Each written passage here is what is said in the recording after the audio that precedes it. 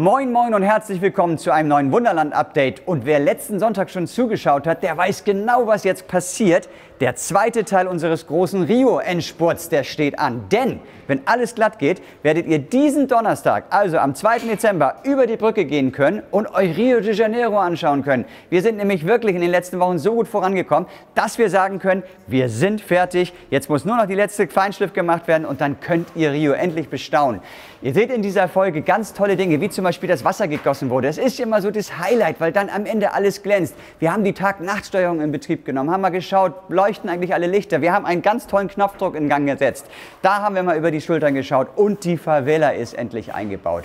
Und wenn ihr ganz gespannt seid, dann seht ihr gleich eine ganz große Überraschung. Wir haben nämlich etwas ganz Besonderes für euch und vor allem auch für uns. Jetzt ist aber erstmal Zeit, schaut mal zu, wie diese tollen Wasserflächen von Tino und von Schuh entstanden sind. Ja, herzlich willkommen in Rio. Wir sind kurz vor der Fertigstellung, heißt, wir müssen jetzt Wasser gießen und wir sind ein bisschen nervös, denn der Tisch ist doch relativ krumm und es ist alles ein bisschen vage. Wir haben 2 Klappen zum ersten Mal, die wir direkt mit eingießen. Es wird halt spannend, denn wenn es irgendwann anfängt zu laufen, dann läuft es einfach. Heißt, ja, Daumen drücken, dass es gleich klappt, aber wir sind relativ gut aufgestellt und ja, wir fangen einfach mal an.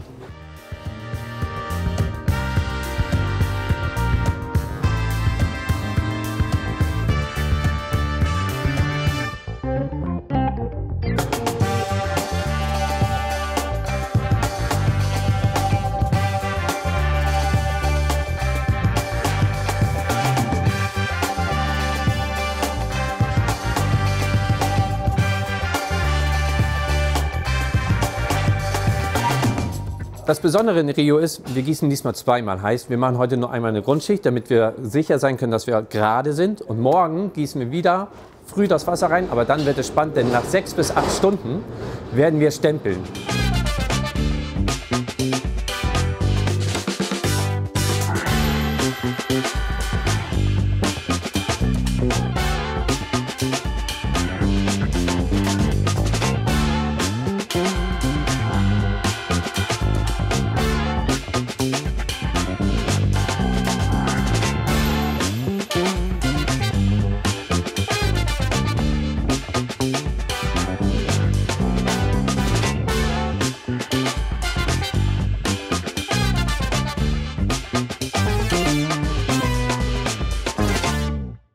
Ist das nicht großartig geworden? Ich sitze hier und es glänzt alles, es blitzt und es sieht so wirklich aus, wie ich mir das in Rio de Janeiro vorstelle. Diese Farben, die sind ganz anders, es leuchtet. Und wenn ich mir eine Postkarte aus Rio vorstelle, dann stelle ich mir das genau so vor. Das heißt, diese Arbeit, das in 2 Phasen zu gießen und dann noch diese ganzen Farbschattierungen zu machen, die Wellen hinterher drauf zu stempeln. Ich glaube, wir haben noch nie so viel Arbeit uns mit dem Wasser gemacht. Das hat sich gelohnt. Jetzt ist es Zeit, die Katze aus dem Sack zu lassen. Und ich bekomme schon wieder Gänsehaut, wenn ich darüber nachdenke. Das Wunderland kommt ins Kino. Ich kann es selbst gar nicht glauben, aber wir filmen schon seit 2, 3 Monaten hier mit riesem Aufwand, deswegen scheint das wahr zu werden. Und wir haben dieses unglaubliche Glück, dass das auch noch eine ganz, ganz tolle Truppe macht, nämlich die gerade den Michael Schumacher-Film um die ganze Welt geschickt haben, zum Welthit gemacht haben. Die filmen das Wunderland, dieses Märchen dieser beiden Familien. Einmal wir hier in Hamburg als Familie Wunderland und die Familie Martinez in Südamerika, die wir zusammen dieses Wahnsinnsmeisterwerk gebaut haben, unsere Träume verwirklicht haben. Und die werden in ganz emotionaler Form in einen wunderbaren Dokufilm gepackt und sollen vielleicht Mitte, Ende nächsten Jahres ins Kino kommen.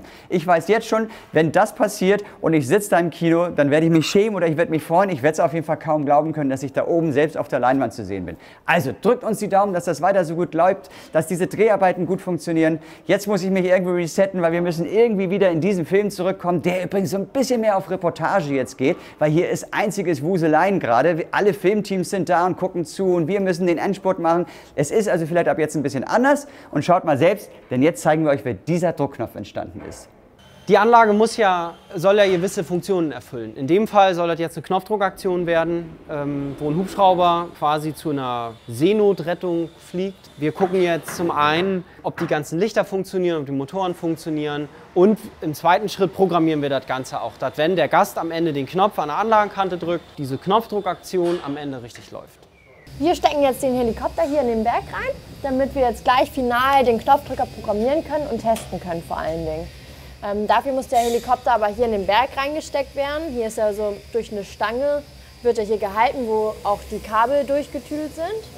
Und die werden jetzt im Berg reingesteckt und dann werden sie unterhalb angeschlossen. Genau, also die Lichter haben wir ja vom Prinzip her eben schon zugeordnet. Ne? Wir haben hier oben halt ein Blinklicht.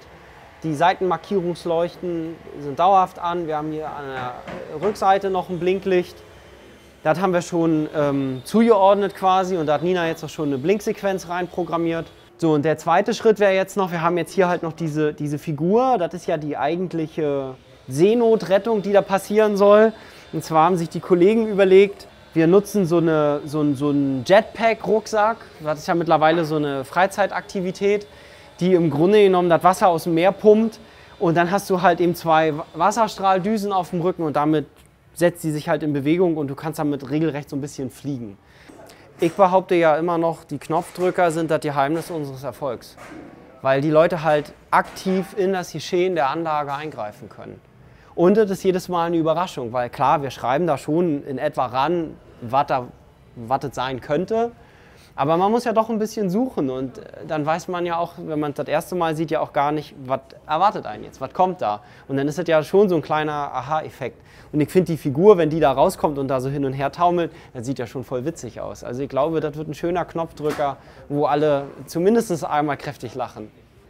Da hat Kenny aus meiner Sicht absolut recht. Es ist wichtig, diese Druckknöpfe zu haben, dass man nicht nur gucken kann. Und ich finde es immer so toll. Wir haben immer wieder neue Ideen und kriegen sie auch verwirklicht. Also ich hoffe, das geht auch immer so weiter. Jetzt kommen wir aber zu einem ganz persönlich für mich wichtigen emotionalen Thema. Meine Tante hat jahrelang in Rio gewohnt und wir waren natürlich mehrfach da. Und es sind ganz gemischte Gefühle, mit denen man sich so eine Favela anschaut. Und deswegen war ganz klar, die können nicht wir Europäer bauen. Die müssen die Südamerikaner selbst bauen. Und ich finde, Familie Martinez mit dem Team hat es wahnsinnig toll hinbekommen. Wir haben sie eingebaut und haben sie ausgeschmückt. Das war schon eine ganz emotionale Sache. Und ihr könnt jetzt mal zuschauen, wie ein Haus entstanden ist.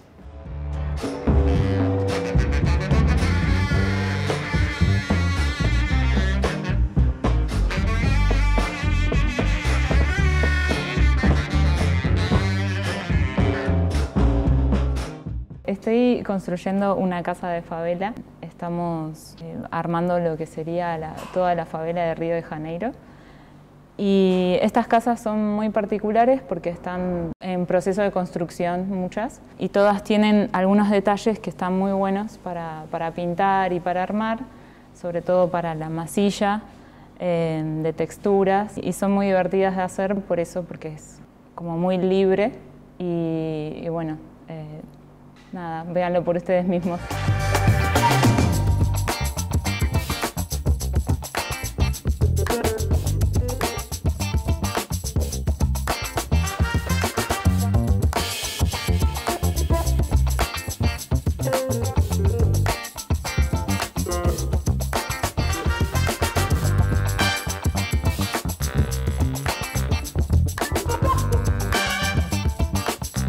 La parte que más me resultó difícil fue el armar el color del ladrillo.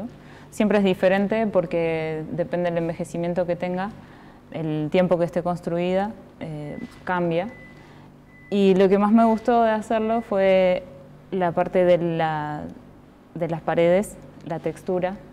Es muy divertido lo que tiene el detalle de la pared.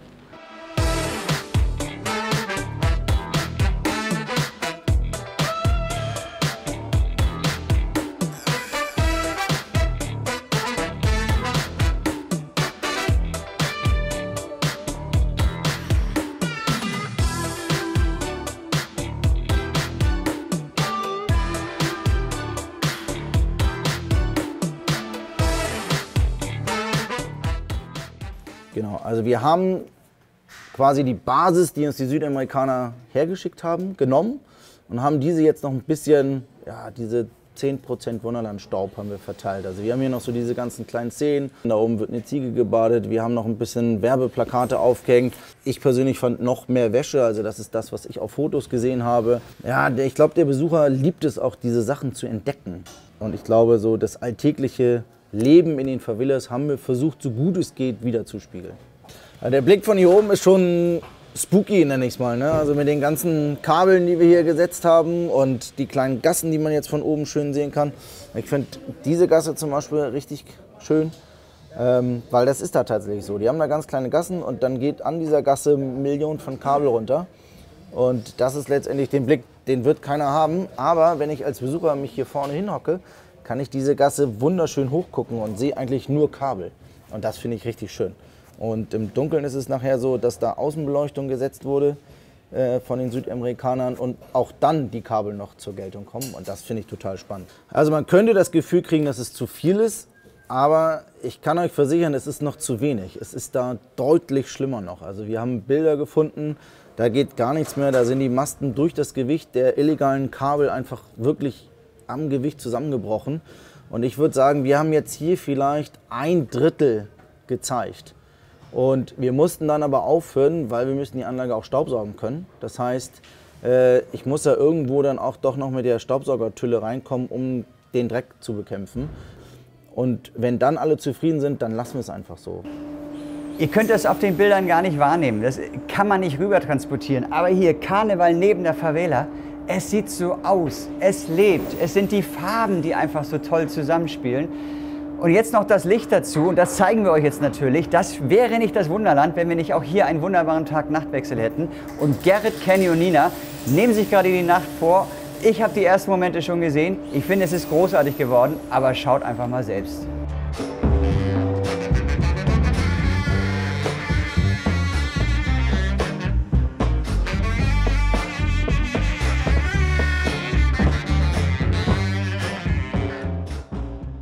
Das sieht super aus. Also diese ganze Lichtstimmung, es ist sowieso ein traumhaft schöner Ort, finde ich, auch hier der Bereich. Ihr habt mir immer noch was zurückgehalten, ne? Ja, So, man muss ja da. den Spannungsbogen ein bisschen aufhalten. Ne? Ja, da haben wir tatsächlich am Wochenende sehr lange dran gesessen an der Beleuchtung. Und wir haben mehrere Programme dafür geschrieben. Einmal die brasilianischen Farben. Man muss wohl noch dazu sagen, die Scheinwerfer, die sind noch nicht endgültig ausgerichtet, Genau. weil der Modellbau die Kathedrale immer noch als Trittfläche benutzt. Das ist auch tatsächlich typisch. Ne? Also Genau. es wird im Original sehr häufig in den brasilianischen Farben auch ausgeleuchtet. Und zum Beispiel haben wir auch gefunden, dass die Gebäude einfach nur in Pink angestrahlt werden.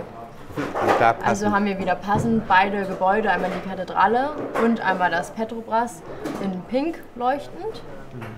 Das heißt, es sind überall RGBs drin. Wir Ja, könnten, genau. wir könnten In jede jedem, Farbe. genau. Also wir können Super. jeden Block, der quasi fehlt, können wir immer in einer anderen Farbe tauchen. Das geht. Also die Stunden, die wir hier dran gesessen haben, sind mittlerweile unzählig. Also wir schieben Überstunden ohne Ende, um ihn tatsächlich fertig zu bekommen.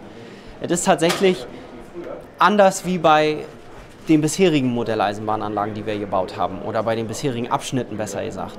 Wir haben zwar Dokumentationen darüber, was in welchem Gebäude irgendwie angeht oder was leuchtet, aber trotzdem entdecken wir jeden Tag was anderes, was Neues, positive Sachen wie auch negative Sachen. Also wir haben festgestellt, da ist irgendwo ein Fenster viel zu hell, an anderen Stellen ist es wieder viel zu dunkel. Sowas müssen wir natürlich noch ein bisschen korrigieren, aber im Großen und Ganzen, glaube ich, ist es mal eine tolle Erfahrung, mal anders eine Modelleisenbahnanlage zu bauen.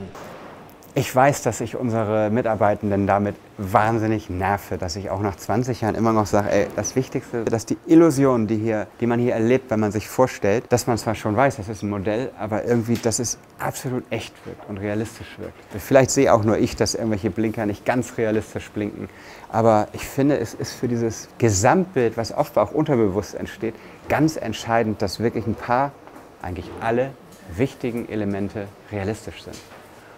Und außerhalb dieser wichtigen Grundelemente finde ich super, wenn wir ganz viele verrückte Geschichten erzählen, die man dann entdeckt erst, wenn man genauer hinguckt.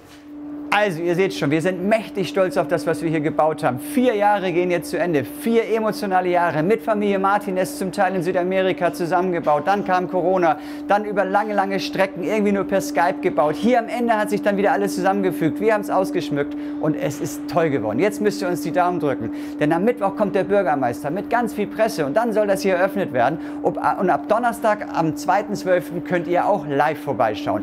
Das ist im Moment nicht ganz so einfach. Wir hoffen, dass ihr es irgendwann schafft, vielleicht nächstes Jahr.